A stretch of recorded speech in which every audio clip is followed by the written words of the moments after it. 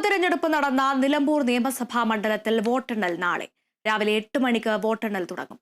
8:15 ആദ്യ ഫലസൂചനകൾ പുറത്തുവരും.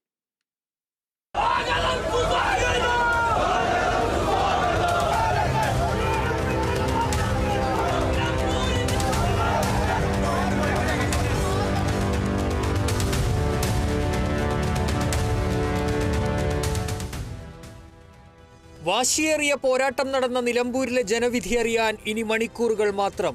Chungathara Marthoma higher secondary സ്കൂളിൽ വോട്ടെണ്ണലിനുള്ള ഒരുക്കങ്ങൾ പൂർത്തിയായി.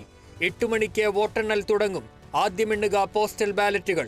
തുടർന്ന് വോട്ടിംഗ് യന്ത്രത്തിലെ വോട്ടുകളും എണ്ണിത്തുടങ്ങും. പോസ്റ്റൽ ബാലറ്റുകൾക്കായി 4 വോട്ടിംഗ് യന്ത്രത്തിലെ വോട്ടുകൾ എണ്ണുന്നതിനായി 14 ടേബിളുകളാണ് ക്രമീകരിച്ചിരിക്കുന്നത്. 263 പോളിംഗ് ബൂത്തുകളിലെ വോട്ടുകൾ എണ്ണുക 19 റൗണ്ടുകളിലായി. ആദ്യം എണ്ണിത്തുടങ്ങുക വഴിക്കടവ് പഞ്ചായത്തിലെ 1 മുതൽ 46 വരെയുള്ള ബൂത്തുകൾ. 8:15 ആദ്യ ഫലസൂചനകൾ പുറത്തുവരും. ഒരുപോലെ ആത്മവിശ്വാസത്തിലാണ് സ്ഥാനാർത്ഥികളും മുന്നണികളും. മണ്ഡലം നിലനിർത്താനാകുമെന്ന ആത്മവിശ്വാസത്തിലാണ് LDF. ആര്യാടൻ ഷൗക്കത്തിലൂടെ ഒരു കാലത്ത് കുത്തകയായിരുന്ന മണ്ഡലം തിരിച്ചുപിടിക്കാൻ കഴിയുമെന്ന ഉറച്ച ആത്മവിശ്വാസം UDFനുണ്ട്. സ്വതന്ത്രനായി മത്സരിച്ച PV അൻവറും പ്രതീക്ഷ കൈവിടുന്നില്ല. 75.27% പോളിംഗാണ് നിലമ്പൂരിൽ ഇക്കുറി രേഖപ്പെടുത്തിയത്. Kerala vision news, Malappuram.